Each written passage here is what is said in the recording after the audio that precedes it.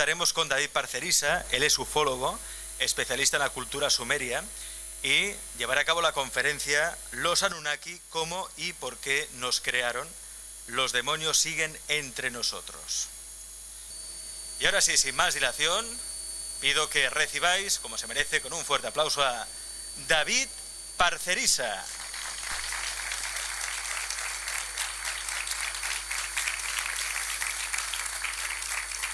David, bienvenido a Magic Internacional. Hola. Recordamos que David Parcerisa, además, hoy presenta su último libro, Conspiración Anunnaki, el complot de los dioses reptil, un libro que podréis conseguir al final de la conferencia y que el mismo David Parcerisa firmará a la salida en la mesa que ya hemos dispuesto en la entrada. David, todo tuyos. Venga, por los demonios. No, se me llevas la conferencia. Buenos días a todos. Gracias por estar aquí. Hoy presento mi último libro, Conspiración Anunnaki, que pretende dar un paso mucho más allá de lo que habitualmente conocemos sobre el tema de los Anunnaki. Y además, en este libro he intentado recopilar toda la información sobre el paso de estas entidades por todas las culturas del mundo antiguo. Entonces, aquí, digamos que en este libro, el complot de los dioses reptil, ya nos alejamos un poco de todo lo que nos había dicho Zecharia Sitchin y que progresivamente hemos visto que este investigador ruso, aunque fue el que introdujo el tema, fabuló buena parte de la interpretación de las tablillas de arcilla sumerias. Aquí estamos ahora mismo mucho más próximos a las visiones de un autor francés llamado Anton Parks,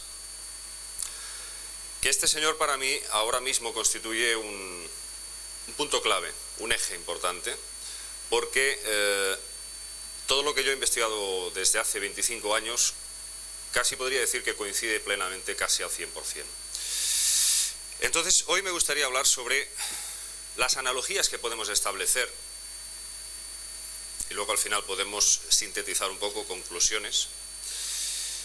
Analogías que podemos establecer entre estos seres, estos Anunnaki, y el concepto de demonios que nos presentaba el antiguo cristianismo. El investigador norteamericano John Keel, famoso precisamente por dar a conocer el caso del Mothman, el hombre polilla que se aparecía en Virginia Occidental y que dio mucho que hablar en su momento, John Keel, reconocido como uno de los ufólogos más destacados del mundo, ya dijo en su momento, dijo: nunca me he considerado investigador de ovnis, sino demonólogo. Toda la comunidad ufológica se quedaba a cuadros, ¿no? Decía, ¿qué dice este hombre? Se le ha ido la olla, ¿no? Pero bueno, con el tiempo nos hemos dado cuenta de que tenía toda la razón del mundo, o mejor dicho, tenía muchísimas razones para opinar así.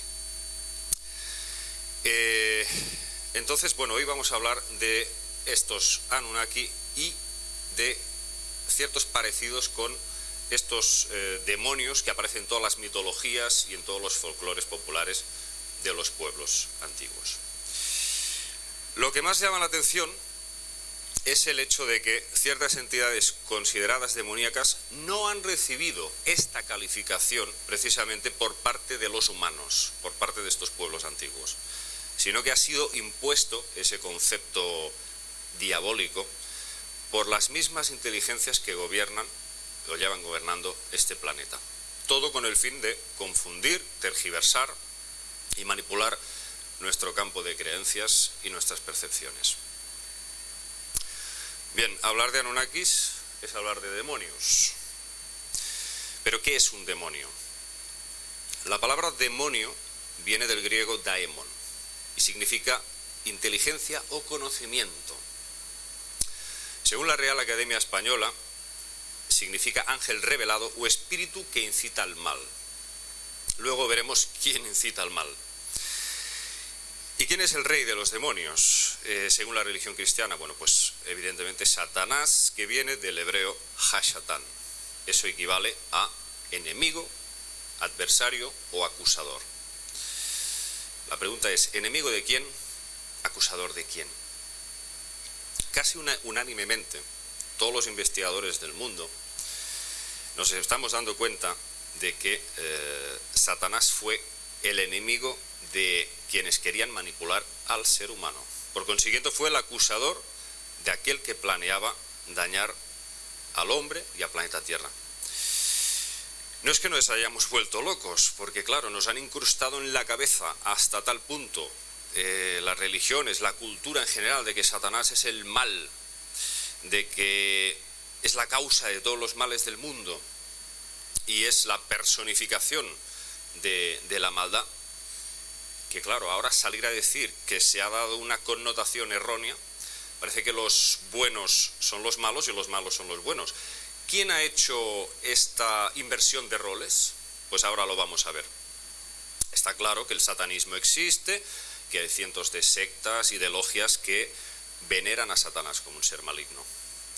Le acuden a él, le imploran, le hacen una serie de rituales a cambio de favores, que es lo que se viene a llamar vender el alma al diablo, ¿eh? Ahí están los Rolling Stones, Bob Dylan y no sigo. Ahí está. El problema es que si somos objetivos, si somos literales, claro, Lucifer significa el portador de la luz.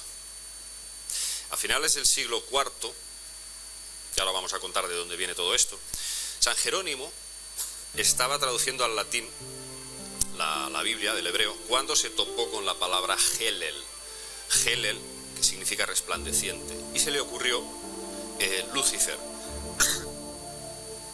Pero ¿quién es realmente este ser? ¿Podemos establecer analogías entre Satanás y algún posible dios sumerio, algún posible dios Anunnaki? Bueno, pues no solo eso. Los textos hebreos, la Biblia, es una copia casi idéntica de los mitos y textos sumerios, y es ahí donde descubrimos quién fue realmente Satanás. En los textos sumerios se nos dice que el dios Enlil es el máximo mandatario que gobierna en la tierra, por encima de Enki. Este ser, Enlil, también conocido como El, y luego tenía los atributos El Shaddai, que es algo así como el Todopoderoso, un dios semítico. Este Enlil odiaba al ser humano, lo detestaba y solamente quería utilizarlo como un mero instrumento, como un esclavo, para alimentarse de sus energías sutiles. Supuestamente, en los textos se habla de que tenía un hermano, pero eso no queda tan claro como parece. En algunos textos, Enki aparece como padre de Enlil. Y ahora se suma a este tema el propio Anton Parks, quien dice que Enki es verdaderamente el padre de Enlil, a nivel de unas matrices artificiales en las que ellos podían utilizar células y crear clones. Es un tema complicado.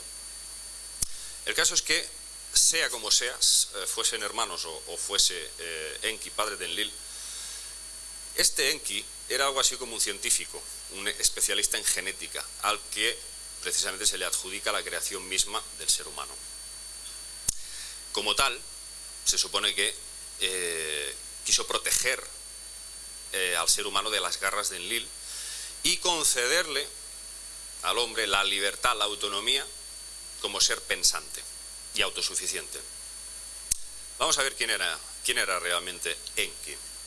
En Génesis 3:1-5 nos presentan la intervención de un ser al que llaman la serpiente, que incita a Eva a comer del fruto prohibido.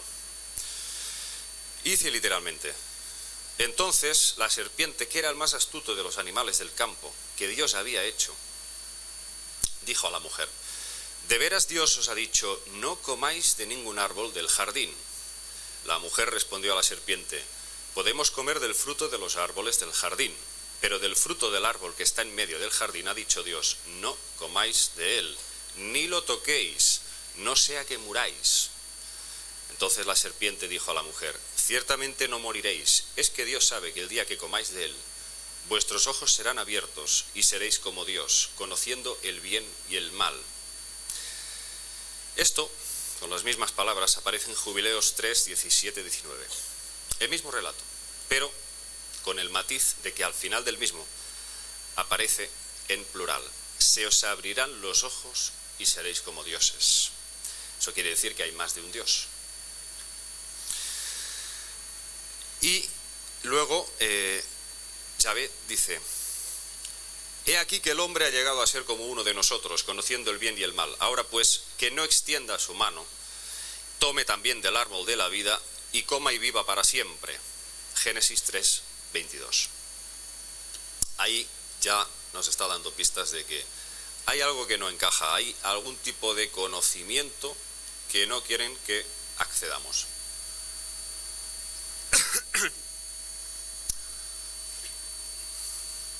Bueno, aquí podemos ver, según los griegos, demonio significa conocimiento, conocimiento que Enlil Yahvé prohibió y por el que tuvo que exterminar a la humanidad a través de un diluvio. Esta fue la verdadera razón del exterminio masivo del diluvio universal. Partir de cero, porque el ser humano había obtenido, como veremos a continuación, una serie de conocimientos que hubiese podido hacer libre al ser humano. Las serpientes enroscadas del caduceo eran el símbolo de Enki, que simbolizan el conocimiento. Enki era pues la serpiente que le dio conocimiento al hombre y por ese delito fue castigado a través de una campaña de desprestigio, la primera campaña de desprestigio. Enki pasó a ser llamado Satanás, príncipe del mal, y de los demonios que, como él, se habían rebelado contra los planes de dominación de Enlil. Y ese matiz de maldad, de embustero, manipulador, fue, desde luego, perpetrado por Enlil para que no lo escucharan a este ser, a este Enki. Desde luego, Enki Satanás, ya lo podríamos llamar así también, no estaba solo en ese proceso de despertar de la humanidad. Ahí están todas esas legiones de ángeles caídos llamados The Watchers, los vigilantes, y que en acadio serían conocidos como los Igigi. Importante el papel que cumplen estos seres, estas entidades. Anton Parks los llama los Nungal. Supuestamente, también otra creación que habría realizado Enki, otra creación genética. El libro de Enoch, para mí, uno de los mejores textos antiguos en donde más información podemos encontrar sobre estas entidades y sus intenciones hacia el ser humano.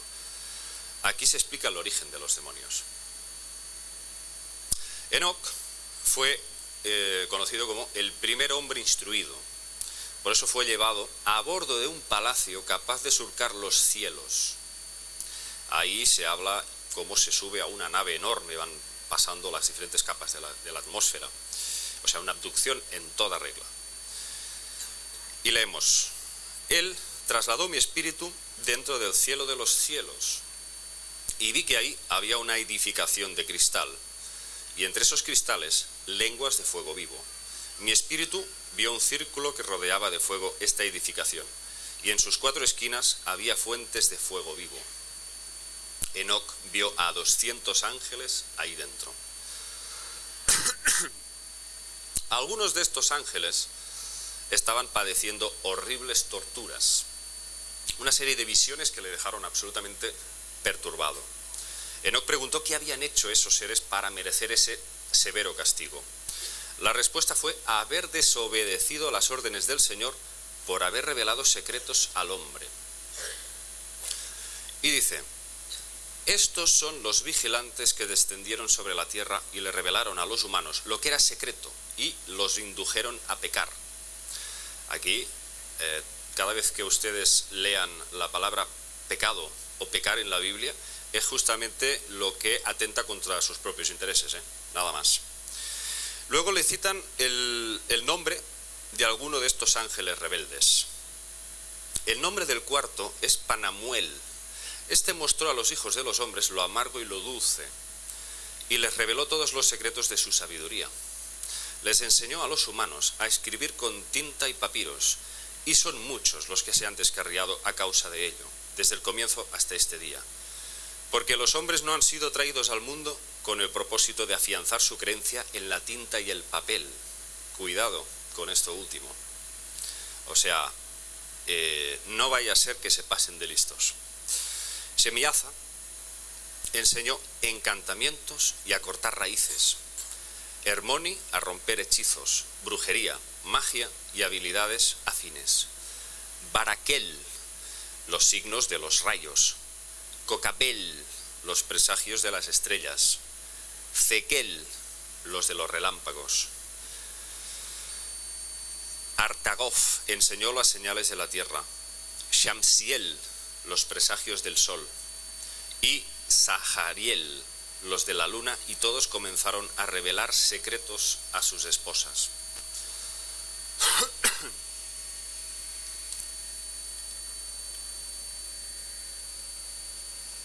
En resumen, el delito de aquellos ángeles no era copular con las mujeres terrestres,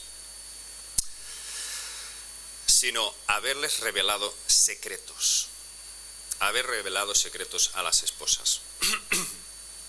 Estos secretos eran conocimientos. Por algo en griego, demonios significa conocimiento, precisamente.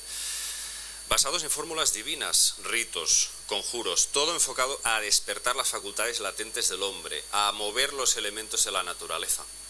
Es decir, instrumentos que, aplicados adecuadamente, convertirían al ser humano en un ser libre, autónomo.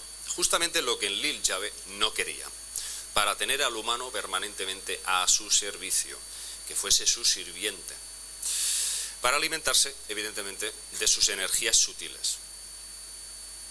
Está claro que un humano desprovisto de este conocimiento, de un estado de consciencia abierto, es fácilmente manipulable para lo que él quiera.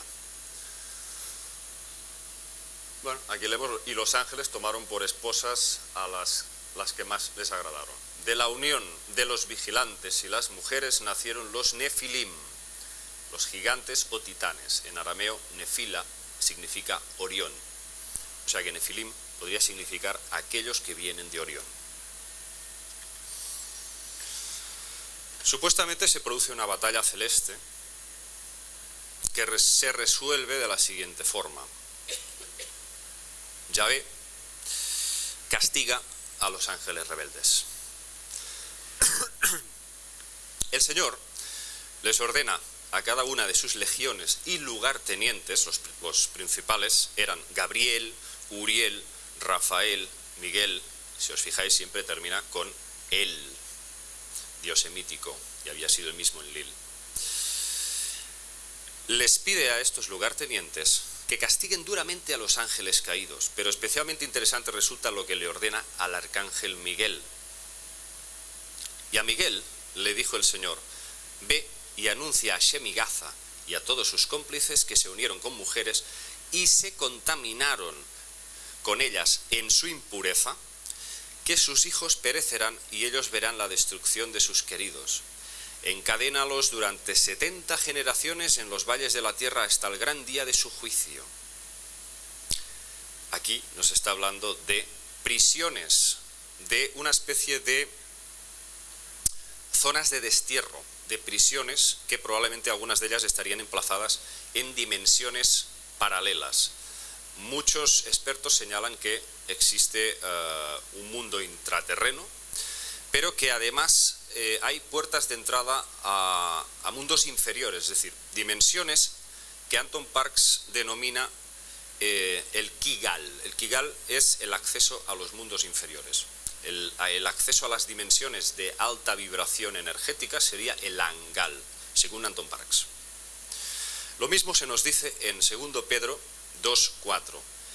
Dios no solo no perdonó a los ángeles que pecaron, sino que arrojándoles al infierno, los entregó a prisiones de oscuridad para ser reservados al juicio. O sea que se supone que aún estamos esperando a que llegue ese juicio.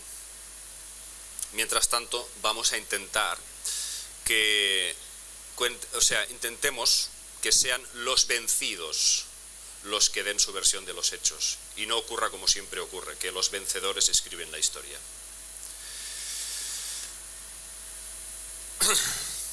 San Miguel vence a Satanás.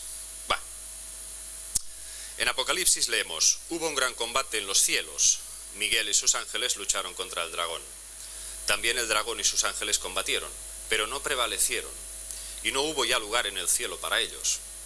Y fue arrojado el dragón, la serpiente antigua, el llamado Diablo y Satanás, el seductor del mundo entero, fue arrojado a la tierra y sus ángeles con él.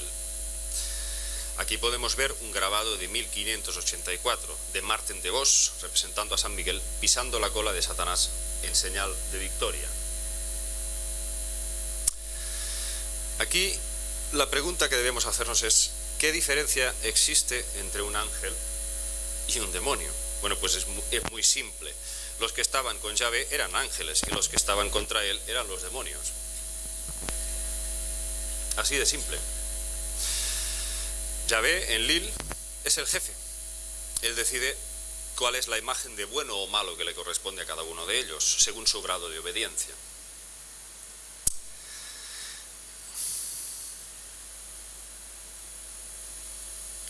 Vale. ¿Y cuál es la imagen que ha presentado el cristianismo de los ángeles y de los demonios? Bueno, yo creo que sobradamente todos lo hemos visto. A los ángeles los representan como con atributos humanos, un aspecto reluciente, luminosos, perfectos, representantes de la justicia, comúnmente sujetando pues espadas en señal de estar velando para proteger al ser humano. El ángel Gabriel muchas más veces se le representa con un poco más bondadoso, más pacífico si cabe. Parece que es una entidad más relacionada con ser un emisario de las órdenes de Enlil Yahvé, su lugarteniente. ¿Y qué es lo que hizo su máximo legado del ángel Gabriel? Pues, bueno, dictar los principales libros sagrados para conformar las tres grandes religiones del mundo: cristianismo, judaísmo e islamismo. O sea que, bueno, como consigue liar la parda, hacer correr ríos de sangre gracias a estas guerras santas en nombre de Dios, pues lógicamente se ganó muchos méritos, ¿no? Por esa razón está tan inmaculado y bien representado en estas imágenes. Veamos un poco más cómo la religión presenta a los demonios, después de haber visto cómo presenta a los ángeles. Bueno, con cola, con cuernos, con aspecto monstruoso, escamoso, o sea, seres detestables. Esta es la imagen: seres oscuros que buscan pactar con reyes, con líderes religiosos para supuestamente tentarles al mal, al engaño. Esta es pues realmente la imagen que nos ofrecen, en contraste con la belleza estereotipada de los ángeles. Yo supongo que muchos de ustedes no sé si se habrán preguntado si estos demonios antes fueron ángeles, ¿por qué diablos, y nunca mejor dicho, ahora son feos y deformes? ¿No deberían presentar el mismo aspecto? Estamos hablando de que estas entidades forman parte del mismo grupo de raza o especie. Entonces, ¿a qué obedece este cambio de aspecto? A mi parecer, esto obedece a dos razones. Primera, propaganda de intoxicación promovida por Yahvé para condenar la imagen de los rebeldes. Y dos, tanto ángeles como demonios eran anunnakis y por tanto tenían el mismo aspecto parecido. Reptiles humanoides. Pero Enlil, que estaba en el poder, ocultaba evidentemente su verdadera imagen. Mientras que a estos rebeldes se les obligó a quedarse abandonados a su suerte en la tierra sin poder disimular su aspecto. Es decir, algunos fueron confinados en estas dimensiones inferiores, pero muchos otros, por lógica, podemos sospechar que lograron escapar. Y estos son los que vagarían por la tierra y habrían dado lugar a diferentes leyendas. En cambio, estos ángeles siempre son más luminosos, visten impecables trajes, porque evidentemente cuentan con toda la tecnología y todos los medios. Estos demonios desterrados están lógicamente desprovistos de estos ropajes tan brillantes, estos utensilios. Su aspecto es cochambroso. Esta es la diferencia.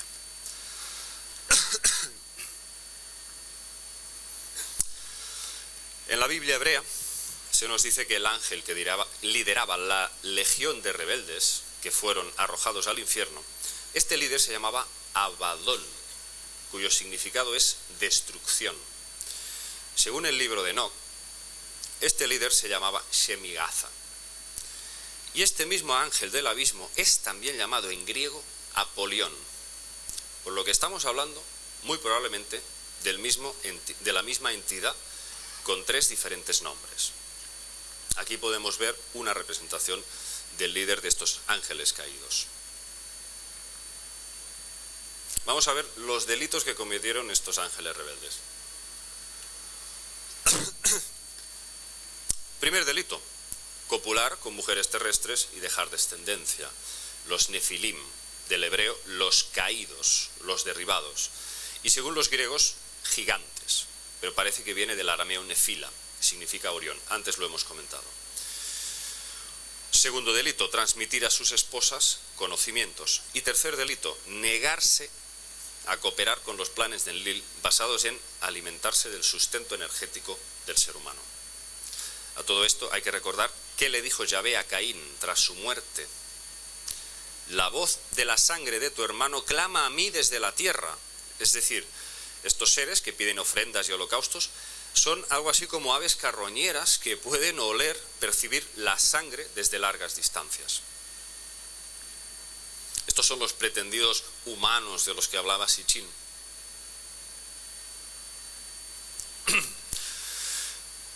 Bien, vamos a ver ahora diferentes visiones que ha tenido distintas culturas sobre el infierno. ¿Qué es el infierno?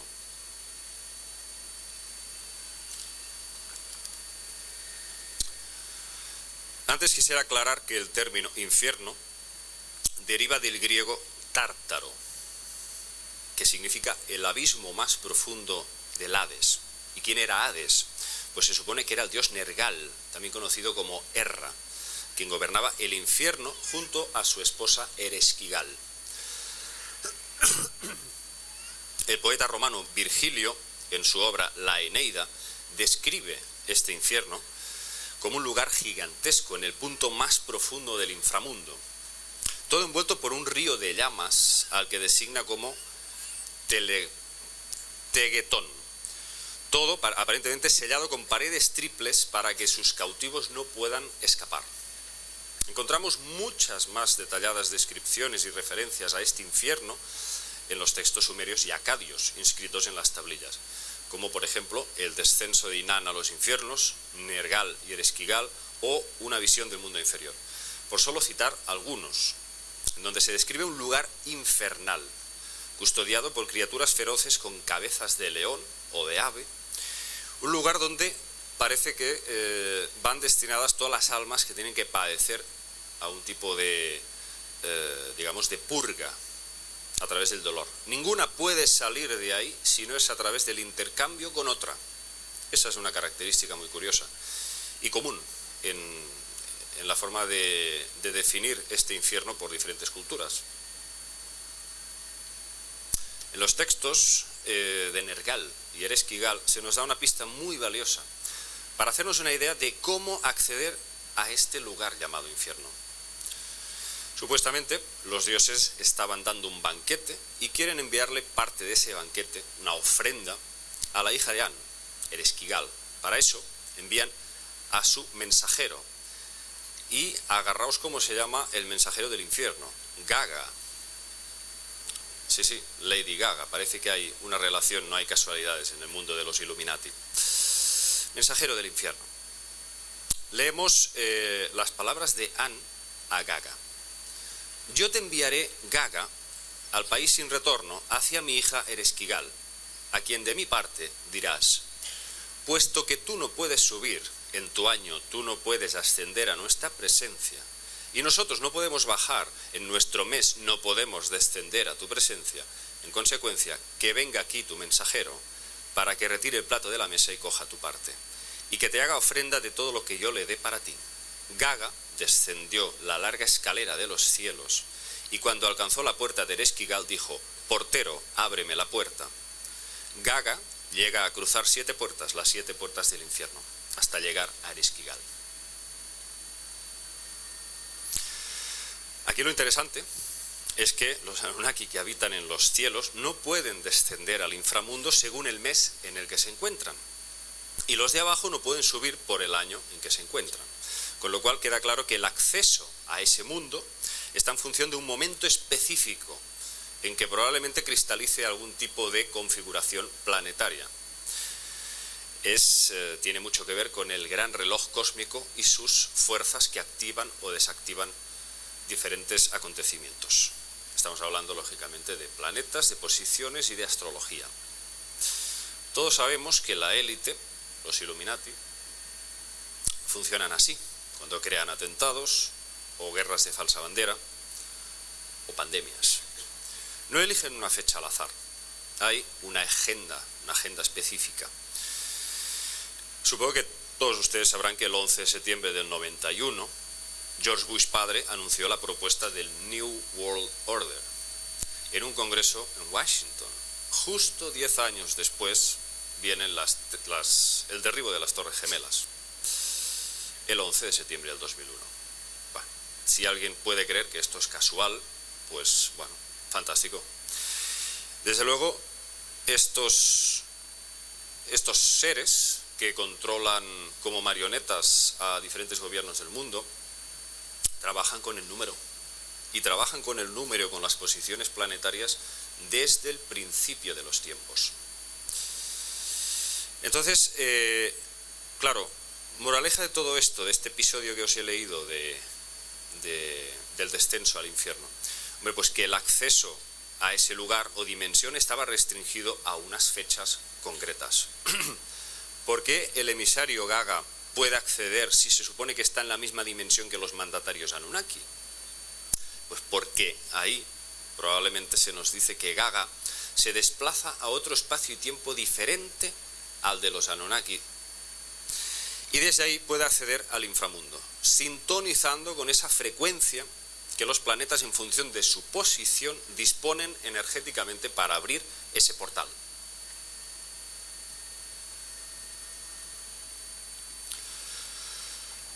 Aquí tenemos el texto de el descenso de Inanna a los infiernos. La diosa Inanna quiere descender para asistir al funeral de Gulananna, el marido de la reina Ereshkigal. Pero antes le dice a su visir Ninchubur que si en 3 días no regresa, que pida ayuda a los grandes dioses, como Enlil, Enki, para que la rescaten. Desde luego es un lugar en el que casi en el 99% de las veces se entra y no se sale. Inanna debe cruzar las 7 puertas del inframundo. En cada puerta debe despojarse de un elemento, joyas, piedras, avalorios, hasta que logra entrar completamente desnuda y encorvada, dice. Ahí es conducida ante la reina del inframundo, Ereshkigal, señora de las profundidades. Está furiosa con Inanna y le echa una maldición, y así leemos del relato. Ella posa su mirada sobre Inanna, una mirada mortífera.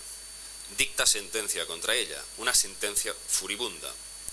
Lanza un grito contra ella, un grito de maldición. La mujer así maltratada fue convertida en cadáver, un cadáver colgado de un clavo. Pasados 3 días, su visir Ninchubur cumple su promesa y pide ayuda a los grandes dioses para rescatar a Inanna. Primero le suplica a Enlil, y claro, Enlil lógicamente le dice que le pida ayuda a su abuela. Luego recurre al dios Luna, dios lunar masculino, Nanarsin. Este tampoco. Finalmente recurre a Enki, y este lógicamente le dice que sí, que va a ir a ayudarla y que la va a resucitar. Atención lo que hace Enki, es un poco metafórico, pero que cada uno saque sus conclusiones, ¿no? Leemos lo siguiente. Enki se sacó entonces de sus uñas un poco de porquería e hizo con ella un kurgarru. Se sacó de sus uñas pintadas de rojo un poco de porquería e hizo con ella un kalaturru. Esto se supone que son 2 seres asexuados. Algo parecido a lo que nos hablaban antiguos tratados mágicos de los golem, seres artificiales, pueden crearse a través de materia orgánica. Y les dice a estos 2 seres: vamos, marchaos, dirigid vuestros pasos a más allá, que uno de vosotros rocíe a Inanna con el alimento de la vida, el otro con la bebida de la vida. Entonces Inanna se pondrá de pie. Cuando los dos entes cumplen con el cometido, Inanna resucita, pero cuando se dispone a abandonar el infierno, los 7 jueces Anunnaki le dicen: ¿quién de entre los que ha bajado al infierno ha podido salir indemne? Si Inanna quiere salir de los infiernos, que nos entregue a alguien en su lugar. O sea que aquí entra, lo que hemos dicho antes, se entra y no se sale, sino es a través del intercambio con otra alma. Inanna remontó de los infiernos habiendo aceptado la condición, y unos pequeños demonios, Gaia, dice, igual que cañas, se agarraron a sus costados. Eran seres que no conocían el alimento, que no conocían la bebida, eran de los que arrebatan la esposa del regazo del marido y arrancan al niño del seno de la nodriza. Así es que Inanna empieza a recorrer países y pueblos con aquellos demonios pegados a ella, que van capturando almas, las almas de la gente que huye a su paso. O sea, la misión de estos demonios, denominados Gaia, era evitar fugas del inframundo y engrosar filas capturando almas, algo así como podríamos denominar cazarrecompensas, fieles supuestamente a las órdenes de esta diosa Ereshkigal. Veamos ahora qué aspecto nos ofrecen algunos grabados y figuras sobre esta inquietante diosa Inanna, también conocida como Ishtar. A la derecha podemos ver una estatua encontrada en el Palacio de Mari, en Abu Kamal, Siria. Se trata de la diosa Inanna y bueno, ahí supuestamente se la veneraba. Esto tiene 4000 años de antigüedad. Los arqueólogos llamaban a esta estatua la diosa del vaso, pero parece que esto que lleva aquí es de todo menos un vaso. Se parece muchísimo por un dispositivo que lleva detrás, una serie de toberas, que aquí no lo podemos ver, pero en la parte de atrás, en la espalda, lleva como una especie de toberas. Y esto nos recuerda muchísimo a un dispositivo de vuelo de la NASA que funciona con peróxido de hidrógeno, llamado Jetpack. Es un dispositivo para volar, para elevarse en el aire. Y probablemente esto sería como el tubo de escape, no un vaso, como antiguamente pensaban. Bueno, aquí podemos ver que esta figura está humanizada para que los pueblos de la Tierra se puedan identificar con su imagen. Pero su aspecto real es la estatuilla de la derecha. Esa es la versión reptiliana. Se trata de una figura encontrada en la ciudad de Ur, mide 17 centímetros, y vemos a una hembra reptiliana, diosa de la fertilidad, en pose libidinosa, tal y como siempre se designaba a esta entidad, como la diosa de la prostitución. Y vemos el típico cráneo dolicocéfalo, que coincide también con todas las figuras encontradas en el yacimiento de Jarmo, al norte de Irak, la cultura White.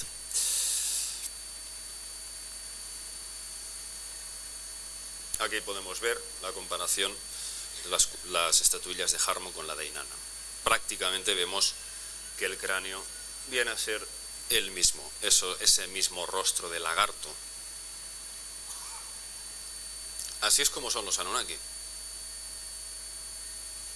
Esta figura fue encontrada en Veracruz, en México. Su tripulante parece como una especie de lagarto dinosaurio y va montado sobre un vehículo exacto al que describían los Hopi cuando hablaban de los cachinas, los hermanos serpiente, que llegaban a bordo de aparatos que llamaban escudos volantes que hacían un ruido ensordecedor. A la derecha podemos ver un dibujo encontrado en 1961 en Hunan, China. Vemos que efectivamente se trata del mismo tipo de vehículos aéreos, muy parecidos. Si comparamos ahora, arriba podemos ver una figura sumeria de un Anunnaki y abajo la figura de Veracruz, México, donde aparece el mismo personaje, incluso con esa misma cresta en la cabeza. Parece un punky. Bueno, podríamos seguir. Aquí vemos una representación egipcia y al otro lado vemos a Pazuzu, que también muestra estas cabezas monstruosas. Claro, ¿de dónde salen estos seres? ¿De dónde? Pues se supone que son diferentes razas, y eso es lo que nos habla Anton Parks. Nos habla de una raza inicial que partiría de la fuente. La fuente, él se refiere precisamente a una zona del universo en donde la energía sería muchísimo más elevada y sería como un descenso hasta condensarse toda esa energía a nivel material. Si partimos de la base de que de esa fuente, mejor dicho, parte una serie de razas de origen reptil, pues claro, lógicamente tiene mucho sentido pensar, por lógica, ya que los reptiles son uno de los animales más antiguos de la Tierra, más fuertes, son razas realmente, verdaderamente mucho más fuertes que nosotros. Para mí tiene mucho sentido que, en cierta manera, la inteligencia adopte esa forma de vida, la forma del reptil.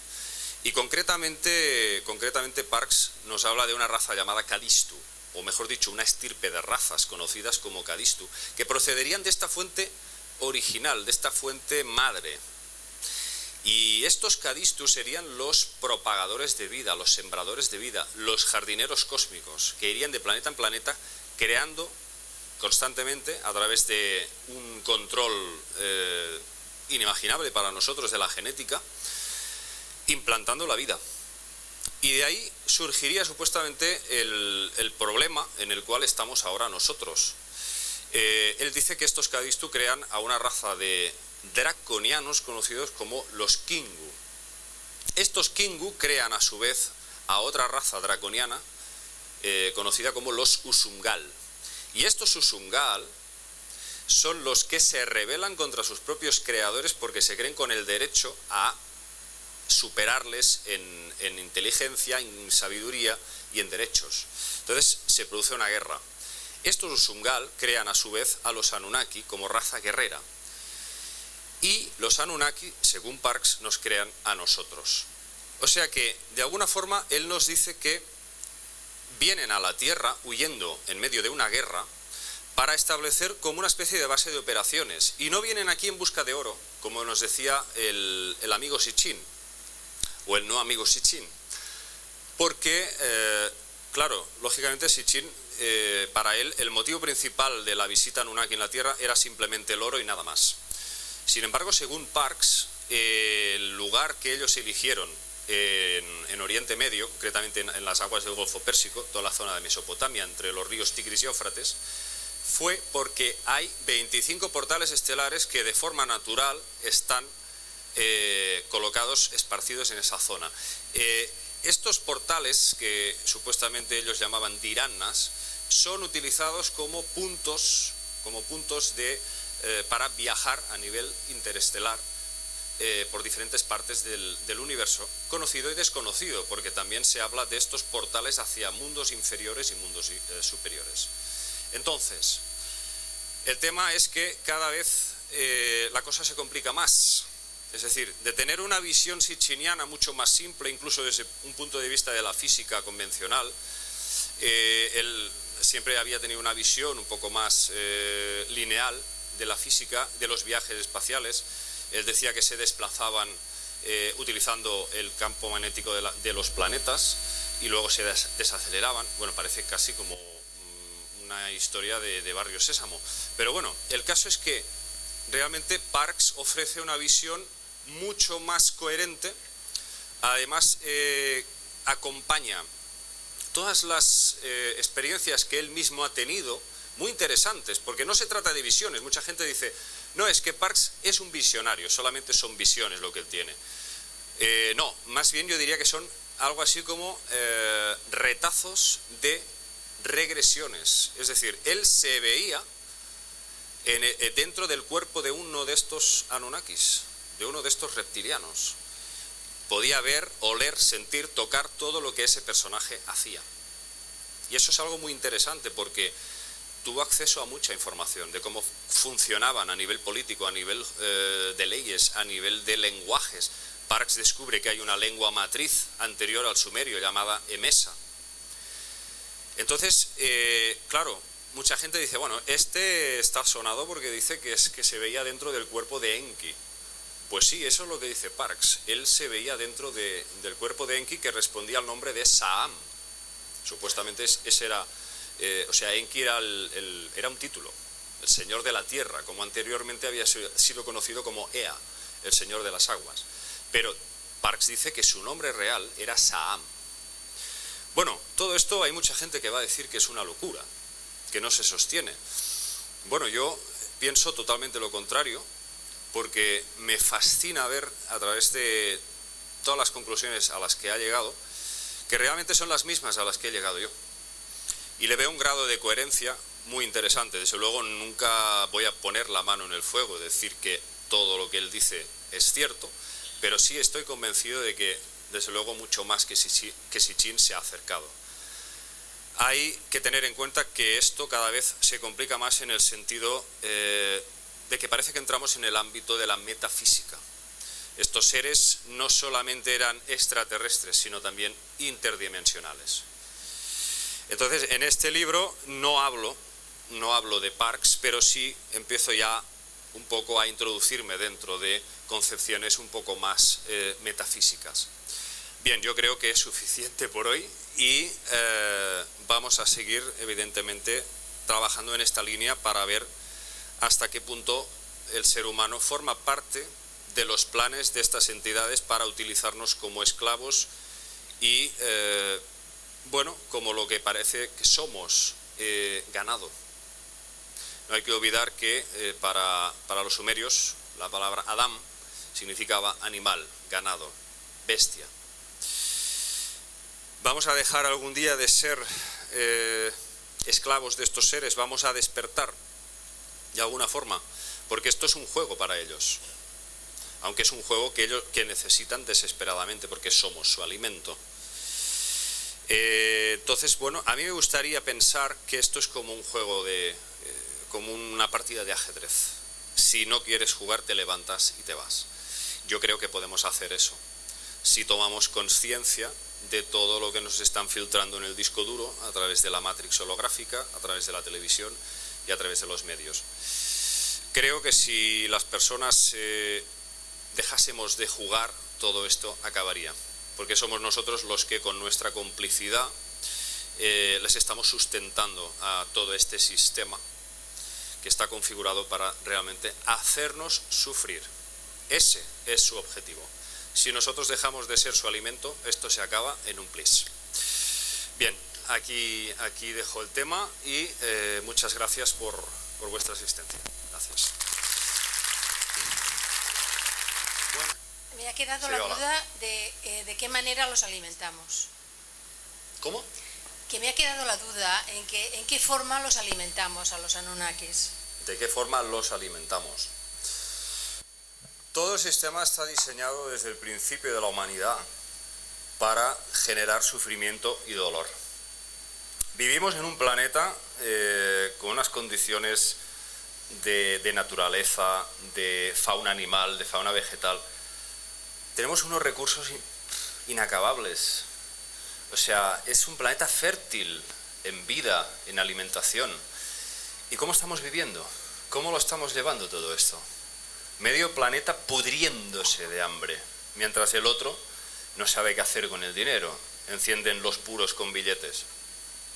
Entonces, bueno, con una humanidad así, pues ya se ve que hay algo aquí que no funciona adecuadamente. Y a esto no hay que echarle la culpa a los políticos, ni que son malas gestiones políticas, ni nada de todo eso. Está todo muy bien organizado. Ese es el objetivo. Crear estas descompensaciones para que nosotros les vayamos generando este sustrato energético. Porque eso lo vemos en la Biblia claramente cuando vemos esa especie de recetas de cocina que da Yahvé, cuando da instrucciones sobre esos holocaustos, estos animales que tienen que ser sacrificados. Imagínate, llegan a sacrificar 142.000 animales en un solo día. Es una auténtica masacre, no una carnicería, una masacre. ¿Todo eso para qué? Dice, porque el aroma de la carne del animal muerto le sirve le calma la ira al Señor, ¿no? le resulta apacible. Bueno, pues imagínate qué clase de entidades, de dioses son esos que necesitan la muerte y el dolor. Y además, ya digo, insisto en eso, parece un libro de cocina porque se tiene que poner un altar, la sangre del animal tiene que discurrir por una zona concreta, luego se tiene que hacer un despiece, los huesos a un lado, las tripas al otro, hay que sacarle la grasa de los intestinos, bueno, o sea, una atrocidad. ¿Todo eso para qué?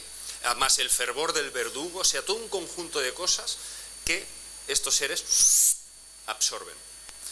No sabemos exactamente aún qué partes de nosotros, si son también ondas cerebrales que no conocemos o estados emocionales, energéticos puramente, que pues yo creo que sí lo saben pero no nos lo quieren contar. Y estoy hablando de físicos, estoy hablando de científicos de alto nivel. Yo creo que no nos lo quieren contar, pero estas energías sutiles existen y desde luego se ve a través de estos libros sagrados como han ido trabajando siempre en esta línea. Sí, a mí me gustaría preguntar ¿qué opinas sobre las diferentes razas humanas? El Quijote en 2 minutos. Es una pregunta interesantísima, pero es muy complicado el tema. Te lo voy a sintetizar. Hay muchas versiones. Parks nos dice que inicialmente Enki crea al Adán, que es de piel negra y con cola. Y luego estos Usungal de los que hemos hablado antes le dicen, no nos sirve, lo queremos blanco. Dice, lo queremos blanco para crearle la seña de identidad de los antiguos Kingu. Los antiguos Kingu que habían creado a los Usungal y a los cuales ellos consideraban como sus creadores, pero querían rebelarse contra ellos. Entonces quisieron hacer al hombre blanco para humillarle, porque le recordaba a esos Kingu originales. No sé si me explico. Sin embargo, a su vez, al mismo tiempo que lo hacen blanco para humillarlo, también el hombre blanco ha sido diseñado para someter al resto de razas. Cuidado, yo no estoy diciendo con eso que la raza blanca sea mala, pero desde luego una de las intenciones que ellos decretaron fue que era la raza escogida para dirigir al resto de razas del mundo.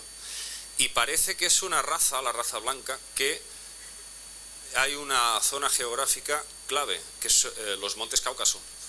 De ahí parece que vienen hasta los sumerios, los judíos y todas las razas germánicas, los vikingos. Bueno, es tremendo, o sea, parece que todo converge de ahí. Sin embargo, el hombre negro, por lo que yo tengo entendido, vendría de África. Y habría sido un primer esbozo, un primer prototipo humano que afortunadamente consiguió extenderse y no desaparecer. Yo quería hacer una pregunta. Así como los Anunnaki, estoy aquí. Es que no veo casi nada. Sí, estoy enfrente justo.